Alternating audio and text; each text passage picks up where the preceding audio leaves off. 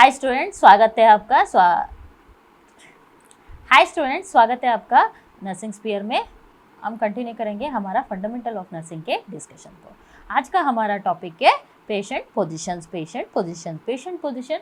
हम कुछ सर्जरी के समय या तो कुछ डिसीजेस के समय क्या करते हैं, एक पर्टिकुलर पोजीशन पेशेंट को देते हैं। तो वो कौन कौन सी पोजीशन है, क्या क्या पोजीशन है, कौन कौन सी डिसीजेस, कौन कौन सी सर्जरीज में यूज़ करते हैं, तो चलो इस क्लास में डिस्कस करते हैं।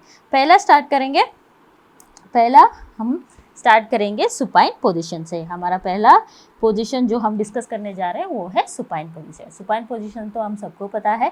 सुपाइन पोजीशन मतलब क्या होता है, lying position with a body horizontal and face up. जो हम हॉरिजॉन्टली ऐसे लेटते हैं उसको हम क्या बोलते हैं, उस पोजीशन को क्या बोलते हैं, सुपाइन पोजीशन। सो कब यूज़ करते हैं ये सुपाइन पोजीशन, कब यूज़ करते हैं, तो जनरल एग्जामिनेशन के लिए, अगर कुछ एग्जामिन करना है, कुछ भी, अगर पेशेंट हमारे पास पहली बार आता है, तो पहली बार पेशेंट आता है, हमें कुछ एग्जामिन कर रहा है, तो हम कौन सी पोजीशन देके यूजुअली सुपाइन पोजीशन में पेशेंट को लेटने के लिए बोलते हैं। तो यूजुअली जनरल एग्जामिनेशन के लिए हम ये पोजीशन यूज़ करते हैं। और उसके बाद CPR बहुत ज़्यादा इंपॉर्टेंट है। मैंने CPR के क्लास में भी आपको बताया है, जब CPR देने के बाद कौन से patient should lie on hard surface. कौन से पोजीशन में, सुपाइन पोजीशन में they should lie on a hard surface. So CPR देने के समय में भी हम कौन सी पोजीशन यूज़ करते हैं, सुपाइन पोजीशन।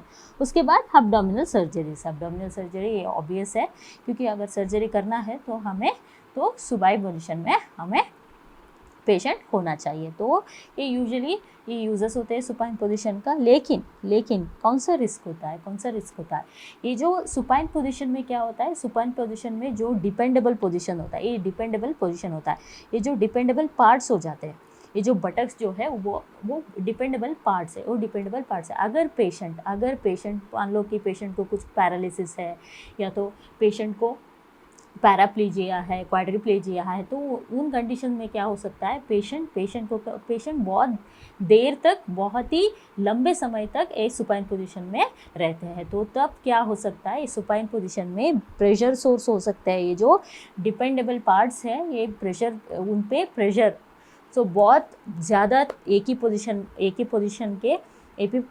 पोजीशन में रहने की वजह से क्या हो सकता है, ये प्रेशर सोर्स हो सकते हैं। चलो अगले पोजीशन के बारे में डिस्कस करते हैं। अगले पोजीशन कौन सा है, वो है हमारा प्रोन पोजीशन मतलब क्या होता है, उल्टा लेटना। यहाँ पे इस डायग्राम पर भी देख सकते हैं हम लोग। यहाँ पे क्या है, patient lies face down, exactly not lied face down, एक तरफ फेस टर्न कर सकते हैं। तो पेशेंट लाइज फेस डाउन ऐसे। तो कौन सी कंडीशन में हम ये प्रोन पोजीशन यूज़ करते हैं, यूजुअली ARDS ये बहुत ज़्यादा इम्पॉर्टेंट है। तो आपने देखा भी होगा जब कोविड आया था, ड्यूरिंग कोविड हम कौन सी पोजीशन रेकमेंड करते थे पेशेंट के लिए, अगर पेशेंट को बहुत ज़्यादा निमोनिया है, बहुत ज़्यादा पेशेंट को लंग इन्फेक्शन है, कुछ ऐसा ARDS है, स्पेशली ARDS है, तो हम कौन से पोजीशन रेकमेंड करते थे, ये प्रोन पोजीशन। सो ARDS ड्यूरिंग कोविड आपने देखा भी होगा ICUs में या वार्ड में, तो हम कौन सी पोजीशन रेकमेंड करते थे, usually prone position for the ARDS। And for spinal surgery obvious, यहाँ पे कुछ सर्जरी करना है तो हमें पेशेंट को प्रोन पोजीशन देना है। तो प्रोन पोजीशन से क्या होता है, क्यों हम रेकमेंड करते हैं ARDS में, क्योंकि प्रोन पोजीशन में क्या होता है, ऑक्सीजनेशन इम्प्रूव होता है। इसलिए ARDS में, स्पेशली ARDS में हम ये प्रोन पोजीशन रेकमेंड करते हैं। चलो अगली पोजीशन के बारे में देखते हैं, वो है लैटरल और side lying position. Lateral position मतलब पता है, एक तरफ एक तरफ सो जाने को क्या बोलते हैं हम लोग, लैटरल पोजीशन। लैटरल पोजीशन, सो यूजेस क्या होता है, लैटरल पोजीशन का यूजेस क्या होता है, ये जो प्रेशर सोर्स होते हैं, ये जो प्रेशर सोर्स होते हैं सुपाइन पोजीशन पे, उनको हम प्रिवेंट कर सकते हैं। लैटरल पोजीशन में क्या कर सकते हैं, प्रिवेंट कर सकते हैं, क्योंकि जो डिपेंडेबल पार्ट्स है वो डिपेंडेबल पार्ट्स है, अब डिपेंडेबल नहीं है, डिपेंडेंट नहीं है। सो यहाँ पे जो प्रेशर सोर्स हो सकते थे, जो बटक्स के ऊपर, बटक्स के नियर जो प्रेशर सोर्स होते हैं, उनको प्रिवेंशन करने के लिए लैटरल पोजीशन दिया जाता है। उसके बाद even in unconscious patients recovery position, this is also recommended for recovery position, this is also called as a recovery position and we prefer this in unconscious patient को हम क्या करते हैं, क्यों एस्पिरेशन होने की चांसेस बहुत ज़्यादा होते हैं, इसलिए क्या रिकमेंड करते हैं, लैटरल पोजीशन। उसके बाद चलो देखते हैं एक और चीज़ है, lateral recumbent position during surgery. Lateral recumbent position during surgery, surgery में हम लैटरल पोजीशन कब देते हैं। लैटरल पोजीशन मतलब क्या होता है, पेशेंट लाइज ऑन लेफ्ट और right side of the operative side up, left और right side of the operative side up. यहाँ पे इस डायग्राम पे हम नोटिस कर सकते हैं, पेशेंट ने क्या, पेशेंट का पोजीशन क्या है, patient is lying on one side, patient is lying on one side and legs बहुत ज़्यादा इंपॉर्टेंट है, legs flexed with a padding between the legs. ये पोजीशन में स्पेशली जब सर्जरी में, जब लॉन्ग आवर सर्जरी या तो सर्जरी में जब हम ये लेफ्ट रिकम्बेंट पोजीशन या प्रोन पोजीशन देखते हैं, ये बहुत ही ज़्यादा इंपॉर्टेंट है। पेशेंट को पैडिंग करना, ये जो प्रेशर पॉइंट्स होते हैं वहाँ पे क्या करना है, पैडिंग करना है। तो यही यहाँ पे भी वही बोल रहे हैं, legs flexed with a padding between the legs, यहाँ पे पैडिंग देना है। उसके बाद सपोर्ट एंटीरियर एंड पोस्टीरियर, यहाँ पे देखो, यहाँ पे पूरा सपोर्ट दिया गया, क्यों दिया गया, क्योंकि वंस पेशेंट को एनेस्थीसिया दे जाता है तो चांसेस क्या होता है, अगर हम ये सपोर्ट नहीं देंगे तो पेशेंट क्या हो सकता है, पेशेंट गिर सकता है। तो to prevent rolling and falling we give support and pad placed at a pressure points, बहुत ही ज़्यादा इंपॉर्टेंट है, pad should be placed at a pressure points. उसके बाद कहाँ पे यूज़ करते हैं, अगर सर्जरी है स्पेशली थोरैसिक सर्जरी, अगर लंग सर्जरी है तो यूजुअली पेशेंट को लैटरल रिकम्बेंट पोजीशन में डाला जाता है, या तो हिप सर्जरी, यहाँ पे hip surgery and retroperitoneal surgery. Retroperitoneal मतलब ये जो पीछे का ऑर्गन्स होते हैं उनको क्या बोलते हैं, पीछे का जो पार्ट होता है उसको क्या बोलते हैं, रेट्रोपेरिटोनियल। सो क्या होता है, तो लैटरल रिकमेंड पोजीशन कब दिया जाता है, usually thoracic surgery, hip surgery से और रेट्रोपेरिटोनियल सर्जरी से, तो हम लैटरल रिकमेंड पोजीशन देते हैं। उसके बाद चलो फोर्थ पोजीशन के बारे में डिस्कस करते हैं, क्या बोलते हैं उसको, सिम्स पोजीशन। तो इस पोजीशन को याद रखने के लिए इस डायग्राम को याद रखो और यहाँ पे देखो, यहाँ पे एक छोटा सा डायग्राम है, इसको याद रखो। ये तो बहुत ही ज़्यादा कंफर्टेबल पोजीशन है। कभी कभी हम भी ऐसे ही लेट जाते हैं, तो क्या करते हैं, क्या होता है सिम्स पोजीशन मतलब क्या होता है, left lateral with right knee flexed. Left lateral position में, इस डायग्राम को देखो, लेफ्ट लैटरल पोजीशन में है और जो राइट नी है वो फ्लेक्स्ड है, या लेफ्ट लेग या तो स्ट्रेट हो सकता है या तो बेंड हो सकता है, और ये जो राइट आर्म है ये ऐसे आगे बेंड हुआ है in front with the elbows bend, and ये जो लोअर आर्म है उसको क्या किया है, ऐसे पोस्टीरियरली रखा गया, बिहाइंड द बैक रखा गया है। तो this position is called Sims position. The name of this position is called Sims position. इसको याद रखो, क्या होता है, left lateral with right knee flexed. और कहाँ पे देते हैं हम लोग ये पोजीशन, ड्यूरिंग एनिमा, रेक्टल सपोजिटरी और rectal exam, anything to do with the rectum like enema. अगर सपोजिटरीज देना है या तो रेक्टल एग्जामिनेशन करने के लिए स्पेशली हम ये पोजीशन यूज़ करते हैं। उसके बाद चलो देखते हैं अगला पोजीशन, नाम क्या है अगला पोजीशन का, फाउलर्स पोजीशन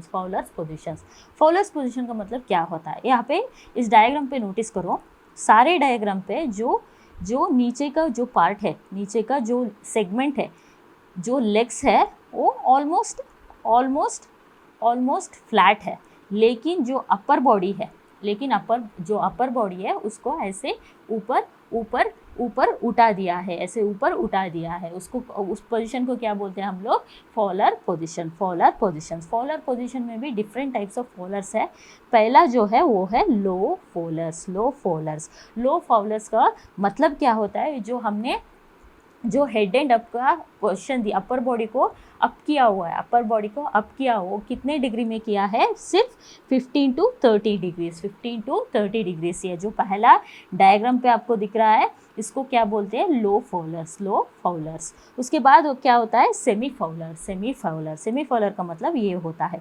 चलो देखो, ये जो एंगल है ये कितना है, 30 to 45 degree Celsius, 30 to 45 degree हमने जो अपर बॉडी है उसको ऐसे ऊपर उठा दिया है, तो इस पोजीशन को क्या बोलते हैं, सेमी फॉलर पोजीशन। उसके बाद होता है हाई फॉलर पोजीशन मतलब देखो यहाँ पे ये ऑलमोस्ट राइट एंगल में है, ये ऑलमोस्ट राइट एंगल में है। 60 to 90 डिग्री अगर हम हेड एंड अप देते हैं तो उस पोजीशन को क्या बोलते हैं, हाई फॉलर पोजीशन। तो कहाँ पे यूज़ करते हैं, डिस्निया का मतलब तो मैंने आपको समझा दिया है, रेस्पिरेशन में आपको समझा दी है। डिफ़िकल्टी इन ब्रीथिंग को क्या बोलते हैं, डिस्निया बोलते हैं। उस समय हम क्या करते हैं, अगर किसी भी तरह का डिस्निया हो, कारण कुछ भी हो, हम क्या करते हैं, पहले ऐसे फॉलर पोजीशन देते हैं, depending upon the condition of the patient we choose to low Fowler, semi Fowler और हाई फॉलर। उसके बाद कार्डियक पेशेंट एग्जैक्टली अगर कार्डियक पेशेंट है, उसको डिस्निया है, तो हम कौन सा पोजीशन यूज़ करेंगे, फॉलर्स पोजीशन। और एक इम्पॉर्टेंट पॉइंट जो NG ट्यूब इंसर्शन के लिए, नेसोगैस्ट्रिक ट्यूब जब हम इंसर्ट करते हैं तो कौन सी पोजीशन हम यूज़ करते हैं, वो है हाई फॉलर। ये हम हाई फॉलर यूज़ करते हैं तब जब NG ट्यूब को इंसर्ट करना होता है, हम कौन सी पोजीशन यूज़ करेंगे, high Fowler position. So this is about a Fowler's position. चलो उसके बाद देखते हैं नी चेस्ट पोजीशन क्या होता है। नी चेस्ट पोजीशन इस डायग्राम पे देखो, यहाँ पे क्या है, नीस जो है वो बेंट है, फ्लेक्स्ड है, नीस फ्लेक्स्ड है, और चेस्ट जो है वो बेड को टच कर रहा है, चेस्ट जो है वो बेड को टच कर रहा है, और नी फ्लेक्स्ड है। इस डायग्राम पर भी देख सकते हैं आप लोग, नी फ्लेक्स्ड है और ये जो चेस्ट है वो बेड को टच कर रहा है। तो ये कौन सी पोजीशन में यूज़ करते हैं, ये रेक्टल एग्जामिनेशन, और अगर स्पाइनल सर्जरीज और स्पाइनल प्रोसीजर्स कुछ करना है तो हम यूजुअली ये नी चेस्ट पोजीशन देते हैं। उसके बाद आता है important one, lithotomy position is very very important, because हम ये डे टू डे लाइफ में बहुत ही ज़्यादा मात्रा में ये पोजीशन यूज़ करते हैं, क्योंकि तो ये पोजीशन तो आपने देखा ही होगा, जब वेजाइनल डिलीवरी होता है तो यूजुअली ये पोजीशन हम देते हैं, वेजाइनल डिलीवरी के समय ये पोजीशन देते हैं। यहाँ पे क्या है, अपर बॉडी जो है वो फ्लैट है, लेकिन ये दोनों लेग्स जो है उनको ऐसे ऊपर टांग दिया गया है, तो इस पोजीशन को हम क्या बोलते हैं, लिथोटमी पोजीशन। सो कहाँ पे यूज़ करते हैं, पता है हमें लिथोटमी पोजीशन कहाँ पे, जब वेजाइनल डिलीवरी करना होता है, वेजाइनल डिलीवरी के समय ये पोजीशन देते हैं हम। उसके बाद Pap smear for the diagnosis, not for the diagnosis, we use it in the cervical cancer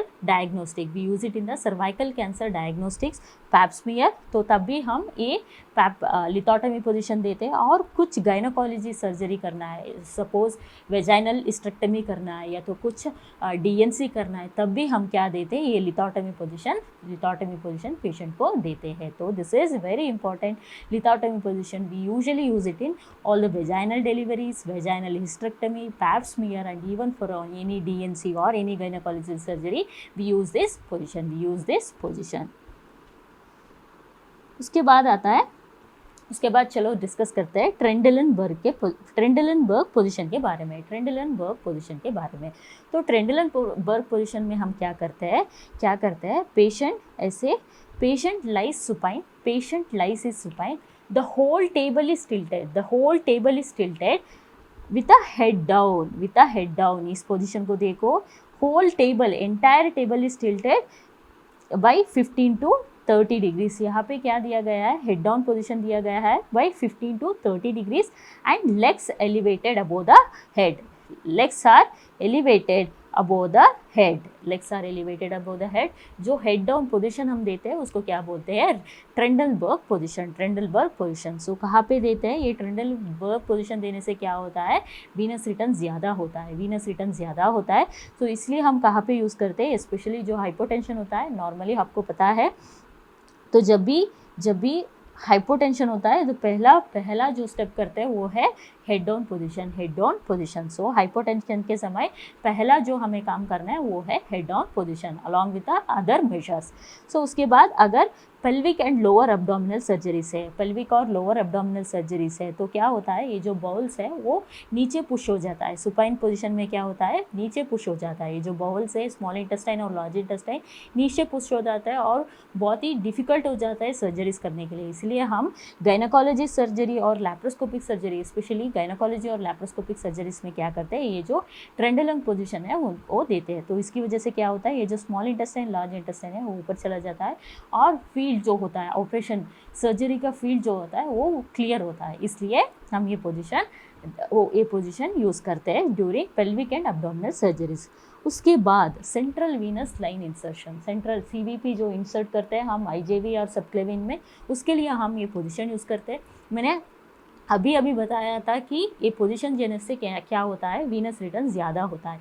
so venous return ज़्यादा होने से क्या हो जाता है, ये जो नेक में वेन्स है वो डिस्टेंडेड हो जाते हैं। तो इसलिए हम सेंट्रल वीनस लाइन इंसर्शन में क्या करते हैं, डिस्टेंडेड नेक वेन्स, ये कौन सी पोजीशन देते हैं, ट्रेंडलबर्न पोजीशन देते हैं। उससे क्या होता है, ये जो नेक में वेन्स है वो डिस्टेंडेड हो जाते हैं और एयर एम्बोलिज्म का रिस्क भी कम होता है। इससे एयर एम्बोलिज्म रिस्क भी कम होता है। इसलिए हम कौन सी पोजीशन देते हैं, ट्रेंडलबर्ग पोजीशन। तो मैंने अभी बताया था कि ट्रेंडलबर्ग में क्या क्या होता है। पहला तो वीनस रिटर्न ज़्यादा होता है, ये जो ब्लड आ रहा है, ये जो blood IVC superior vena cava और इन्फीरियर वेना कावा से जो ब्लड राइट एट्रियम में आ रहा है उसको हम क्या बोलते हैं, वीनस रिटर्न। सो ये जो वीनस रिटर्न है वो इंक्रीज़ हो जाता है, ये इंक्रीज़ हो जाता है। उसके बाद क्या होता है, इंट्राक्रेनियल प्रेशर आईसीपी जो है वो इंक्रीज़ हो जाता है और आईओपीबी भी इंक्रीज़ होता है, तो इसलिए कहाँ पे ये कॉन्ट्रा इंडिकेटेड है, जहाँ पे raised intracranial pressure suppose RTA हुआ है या तो कुछ ट्यूमर्स है, ब्रेन ट्यूमर्स है। सो ऐसे कंडीशन में हमें ये ट्रेंडलबर्ग पोजीशन नहीं देना है, क्योंकि इससे क्या होता है और आईसीपी ज़्यादा हो सकता है, इसलिए। उसके बाद सीवियर कार्डियक डिसीजेस में भी क्या होता है, अगर वीनस रिटर्न ज़्यादा हो गया तो हार्ट को उस वीनस रिटर्न को होल्ड करने की कैपेबिलिटी नहीं होता है, इसलिए हमें सीवियर कार्डियक डिसीजेस में भी क्या नहीं देना है, ट्रेंडलबर्ग पोजीशन नहीं देना है। उसके बाद obesity and respiratory compromise, obesity और रेस्पिरेटरी कॉम्प्रोमाइज़ में क्या होता है, जब हमें ट्रेंडलबर्ग पोजीशन देते हैं, ये जो लंग्स है उसमें मैंने बताया था कुछ एफआरसी होता है। FRC is a functional residual capacity. अगर इस ट्रेंडलबर्ग पोजीशन में क्या हो जाता है, ये जो FRC functional residual capacity decrease होता है, क्योंकि ये जो डायफ्राम है ये ऊपर आता है, ये डायफ्राम से ये लंग्स है ये ऊपर पुश हो जाता है। तो इसलिए रेस्पिरेटरी कॉम्प्रोमाइज़ में भी हमें ये पोजीशन नहीं देना है, ट्रेंडलबर्ग पोजीशन नहीं देना है। तो ये हो गया ट्रेंडलबर्ग पोजीशन के बारे में। चलो आगे डिस्कस करते हैं मॉडिफाइड ट्रेंडलबर्ग क्या होता है। मैंने क्या बताया था, ट्रेंडलबर्ग पोजीशन में हम पूरा ऐसा हेड डाउन पोजीशन, पूरा टेबल को ऐसे टिल्ट कर देते हैं, तो हेड डाउन पोजीशन कर देते हैं, पूरा टेबल को ऐसे टिल्ट करते हैं। लेकिन मॉडिफाइड ट्रेंडलबर्ग में क्या करते हैं, पेशेंट ऐसे ही सुपाइन पोजीशन में है और ये जो लेग्स है उनको एलिवेट कर रहे हैं, हम लोग सिर्फ लेग्स को एलिवेट कर रहे हैं, while the head and trunk remains flat। सो कौन सी पोजीशन में हम इस मॉडिफाइड ट्रेंडलबर्ग पोजीशन यूज़ करते हैं, ये स्पेशली हाइपोवोलेमिक शॉक में हम ये मॉडिफाइड ट्रेंडलबर्ग पोजीशन देते हैं, क्योंकि इस पे क्या होता है, इस पे इस पे क्या होता है, ये जो वीनस रिटर्न है, जो लेग से वीनस रिटर्न है वो इंक्रीज़ हो रहा है, और लंग्स पे भी कुछ दबाव नहीं पड़ रहा है, लंग्स पे और क्रेनियम पे इंट्राक्रेनियल प्रेशर और इंट्राऑक्यूलर प्रेशर कुछ नहीं बढ़ रहा है, सिर्फ वीनस रिटर्न जो है वो बढ़ रहा है। तो इसलिए हम कहाँ पे यूज़ करते हैं, हाइपोवोलेमिक शॉक में। मॉडिफाइड ट्रेंडलबर्ग क्या होता है, यहाँ पे हेड और ट्रंक जो है वो फ्लैट होता है, लेकिन लेग्स एलिवेटेड होता है। चलो उसके बाद देखते हैं रिवर्स ट्रेंडलनबर्ग क्या होता है। ट्रेंडलनबर्ग क्या होता है, हेड डाउन पोजीशन में होता है। तो रिवर्स ट्रेंडलनबर्ग का मतलब क्या होता है, हेड अप होता है, लेग्स डाउन होता है। तो supine with a head elevated और फीट डाउन होता है और लेग्स एलिवेटेड होता है, इसको हम क्या बोलते हैं, रिवर्स ट्रेंडलनबर्ग। कहाँ पे यूज़ करते हैं ये, जीईआरडी पेशेंट में क्या होता है, रिफ्लेक्स होता है, ये गैस्ट्रिक रिफ्लेक्स डिसीज़ है।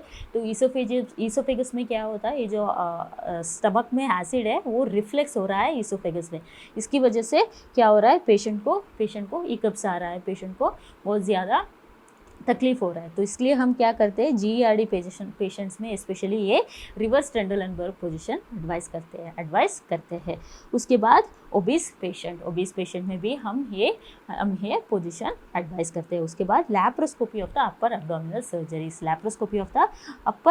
सर्जरीज, द सेम रीज़न क्या होता है, ये जो बॉल है, जो स्मॉल इंटेस्टाइन और लार्ज इंटेस्टाइन है, वो फील्ड को ऑब्स्ट्रक्ट करते हैं, इसलिए हम क्या करते हैं, उनको नीचे पुश करते हैं। तो usually in a GERD patient and in obese patient and laparoscopic upper abdominal surgeries में हम ये रिवर्स ट्रेंडलनबर्ग पोजीशन एडवाइस करते हैं।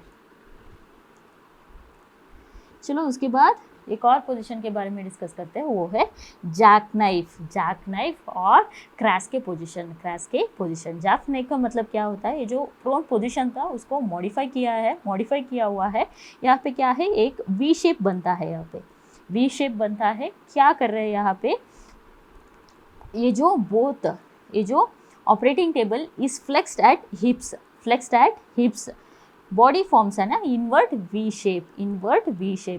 इन्वर्ट वी शेप ऐसे हो जाता है। तो इस पोजीशन को हम क्या बोलते हैं, जैक नाइफ पोजीशन बोलते हैं। और इसमें क्या है, हेड भी डाउन है और लेग्स भी डाउन है, सिर्फ ये जो बटक्स है सिर्फ वो एलिवेटेड है, लेग्स और हेड दोनों नीचे है। तो यूजर्स कहाँ पे करते हैं, something to do with the buttocks, specially like anorectal surgeries. अगर एनोरेक्टल सर्जरीज जैसे हेमोरॉइडेक्टमी और फिस्टुला है और पाइलोनाइडल साइनस, तो इन सारे सर्जरीज में हम ये पोजीशन जैक नाइफ पोजीशन को यूज़ करते हैं। बच्चों ये था different positions what we use in a different condition. अभी तक हमने 10 ऐसे पोजीशंस को डिस्कस किया हुआ है। कुछ ऐसे पोजीशंस है, कुछ पोजीशंस के बारे में मैंने इस टैबुलर कॉलम में लिखा है कि कौन कौन से पोजीशन को कौन कौन सी डिसीजेस या कौन कौन सी सर्जरी में यूज़ करते हैं। चलो देखते हैं इस टैबुलर कॉलम को। पहला है गैस्ट्रिक लवाज करते समय कौन सा पोजीशन यूज़ करना है, left lateral with a head low position, we use it in a gastric lavage patients. For gastric lavage we use this left lateral and head down position। उसके बाद अनकॉन्शियस पेशेंट में मैंने क्या बताया था, we use usually left lateral position that is called as a recovery position, क्योंकि यहाँ supine position में एस्पिरेशन होने के चांसेस बहुत ज़्यादा होते हैं, इसलिए we give it as a left lateral position. उसके बाद CPR में we go with a supine position. उसके बाद ARDS उल्टा जो प्रोन पोजीशन देते हैं, क्योंकि प्रोन पोजीशन में क्या हो जाता है, ऑक्सीजनेशन इंप्रूव होता है, इसलिए वी गिव ARDS में we go with the prone position. उसके बाद NG ट्यूब, कॉन्शियस पेशेंट में अगर NG ट्यूब हमें डालना है तो वी यूज़ हाई फॉलोअर्स का मतलब कितने देते हैं, ऐसे एग्जैक्टली ऐसा होता है पेशेंट, ऐसे होता है 60 to 90 डिग्रीज हम हेड एंड को ऊपर उठाते हैं, तो that is called as a high followers position. तो NG2 एनजी ट्यूब यूज़ करते हैं। फॉलर्स पोजीशन में कौन कौन सा है? लो फॉलर्स, सेमी फॉलर्स और हाई फॉलर्स। लो फॉलर का मतलब कितना होता है? 15 to 30 डिग्रीज, यहाँ पे 30 to 60 डिग्रीज, और हाई फॉलर्स का मतलब 60 to 90 डिग्री। 60 to 90 डिग्री से जो हाई फॉलर्स है उसको हम कहाँ पे यूज़ करते हैं? एनजी ट्यूब इंसर्शन में। उसके बाद सीओपीडी पेशेंट, सीओपीडी में पेशेंट में एक पेक्युलर पोजीशंस में वो बैठते हैं। उस पोजीशन का नाम क्या है? Tripod position, tripod position. तो जो हम शूट करने के लिए जो ट्राइपॉड यूज़ करते हैं ऐसे ही होता है ट्राइपॉड पोजीशन। तो पेशेंट क्या करते हैं, उनका वो एक्सेसरी मसल्स को बहुत ज़्यादा यूज़ कर रहे होते हैं, स्पेशली सीओपीडी में। तो क्या करते हैं, वो कौन सी पोजीशन में बैठते हैं? ऐसे ट्राइपॉड पोजीशन में बैठते हैं। तो सीओपीडी में कौन सी पोजीशन होता है? Tripod position, tripod position. Patient जो है वो खुद ट्राइपॉड पोजीशन में बैठ जाते हैं, खुद जो एक्सेसरी मसल ब्रीथिंग ईज करने के लिए वो खुद ट्राइपॉड पोजीशन में बैठ जाते हैं। उसके बाद मैंने बताया था हाइपोवॉल्यूमिक शॉक में कौन सा पोजीशन यूज़ करेंगे हम लोग? मॉडिफाइड ट्रेंडलबर्ग। मॉडिफाइड ट्रेंडलबर्ग में क्या होगा? हेड और ट्रंक जो है वो फ्लैट होगा, लेकिन लेग्स जो है वो एलिवेटेड होगा, लेग्स जो है वो एलिवेटेड होगा। उसके बाद lumbar puncture, lumbar puncture it is very important. Lumbar position में हम कौन सी पोजीशन लेते हैं, कौन सी पोजीशन यूज़ करते हैं? Lateral decubitus position, lateral decubitus position with knees and head flex, with knee flex and left decubitus position, left lateral position को हम लंबार पंचर में यूज़ करते हैं। उसके बाद पैप स्मीयर, पैप स्मीयर में मैंने बताया था लिथोटमी पोजीशन कहाँ पे यूज़ करते हैं? वेजाइनल डिलीवरी पे, अगर कुछ वेजाइनल सर्जरी से। और पैप स्मीयर कलेक्ट करने के लिए हम कौन सी पोजीशन यूज़ करते हैं? लिथोटमी पोजीशंस।